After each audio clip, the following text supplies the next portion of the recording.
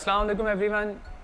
जैसे कि आप जानते हैं कि इससे पहले हम डिफरेंट टाइप्स के जो केमिकल बॉन्ड हैं उसको स्टडी कर चुके हैं और उसके जो डिफरेंट टाइप्स हैं उसको भी स्टडी कर चुके हैं। जैसे कि उसमें हमने पढ़ा था केमिकल बॉन्ड, फिर उसकी हमने आयनिक बॉन्ड की तारीफ़ की, उसकी डिफरेंट एग्जांपल्स को देखा, जिसमें हमने NaCl की स्ट्रक्चर की बात की। उसके बाद फिर हमने मैग्नीशियम क्लोराइड के स्ट्रक्चर की बात की। उसके बाद हमने कोवलेंट कंपाउंड को स्टडी किया, उसके डिफरेंट टाइप्स को स्टडी किया। कोवलेंट कंपाउंड की टाइप्स के बाद हमने कोऑर्डिनेट कोवलेंट कंपाउंड जो है उसको डिस्कस किया। आज का हमारा जो मेन आर्टिकल है उसमें हम पढ़ेंगे पोलर कंपाउंड्स क्या होते हैं, उसके में एग्जांपल्स क्या होती हैं पोलर कंपाउंड की, नॉन पोलर कंपाउंड्स जो हैं वो क्या होते हैं। वन बाय वन हम इन तमाम आर्टिकल्स को डिस्कस करेंगे। तो सबसे पहले हम डिस्कस करते हैं कि पोलर कंपाउंड्स क्या होते हैं। पोलर कंपाउंड एक्चुअली एक ऐसे कंपाउंड्स को कहते हैं जो कि पोलर मालिक्यूल्स पे मुश्तमिल होते हैं। तो ऐसे कंपाउंड जो हैं जो कि पोलर मालिक्यूल पे मुश्तमिल हों उसे हम कहते हैं पोलर कंपाउंड। जैसे कि अगर हम उसमें एग्जांपल की तरफ जाएं तो उसमें आएगा water, H2O, HCl hydrochloric acid, ammonia, इसके बाद आता है सुक्रोज के बाद जो है ग्लूकोज। ये सब एग्जांपल्स हैं जो कि पोलर कंपाउंड में आती हैं। उसके बाद अगर हम जाते हैं नॉन पोलर कंपाउंड की तरफ जो है, तो नॉन पोलर कंपाउंड जो हैं ऐसे कंपाउंड्स को कहते हैं जो कि नॉन पोलर मालिक्यूल्स पे मुश्तमिल होते हैं। अगर हम इसको डिफाइन करें, a molecule that consist of only polar non polar molecule is called non polar compounds. तो उसके बाद अगर हम इसकी एग्जांपल्स की तरफ जाएं तो एग्जांपल्स में आता है कार्बन डाइऑक्साइड गैस CO2, उसके बाद मीथेन, बेंजीन, CCl4 जिसे हम कार्बन टेट्राक्लोराइड कहते हैं। ये सब एग्जांपल्स हैं नॉन पोलर कोवलेंट कंपाउंड्स के।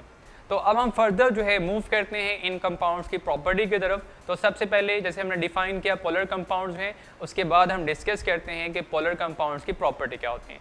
पोलर कंपाउंड्स की जो फर्स्ट प्रॉपर्टी है उसमें हम डिस्कस करते हैं सॉल्युबिलिटी। सॉल्युबिलिटी के लिए एक रूल जो है जो कि साइंस में हम यूज़ करते हैं वो है like dissolve like, means polar substance soluble in polar and non polar substance soluble in non polar. तो हम डिस्कस कर रहे हैं प्रॉपर्टीज ऑफ पोलर कंपाउंड। तो पोलर कंपाउंड की पहली प्रॉपर्टी है सॉल्युबिलिटी। तो पोलर कंपाउंड जो है जो कि पोलर इन नेचर होने की वजह से वाटर में डिसॉल्व हो जाते हैं, क्योंकि वाटर जो है वो भी पोलर इन नेचर है। तो ये नॉन पोलर कंपाउंड में हल नहीं होंगे क्योंकि इनकी नेचर मैच नहीं करती है। तो जिनकी जो सेकंड प्रॉपर्टी है वो है कंडक्टिविटी। तो जब ये पानी में डिसॉल्व हो जाते हैं तो ये आयंस प्रोड्यूस करते हैं। आयंस जो बन जाते हैं वो चार्ज कैरियर के तौर पे ऐड करते हैं। तो उन आयंस की वजह से इनके अंदर जो है वो इलेक्ट्रिसिटी पास हो जाती है। तो इस बेस पे हम जो है पोलर कंपाउंड को कंडक्टर ऑफ इलेक्ट्रिसिटी कह सकते हैं। अब हम फर्दर मूव करते हैं properties of non polar covalent compounds होते हैं। जो नॉन पोलर कंपाउंड जो होते हैं जो पानी में हल नहीं हो सकते, जब वो हल नहीं होंगी तो वो आयंस नहीं बनाएंगे, जब वो आयंस नहीं बनाएंगे तो उसको हम नॉन कंडक्टर ऑफ इलेक्ट्रिसिटी कहते हैं।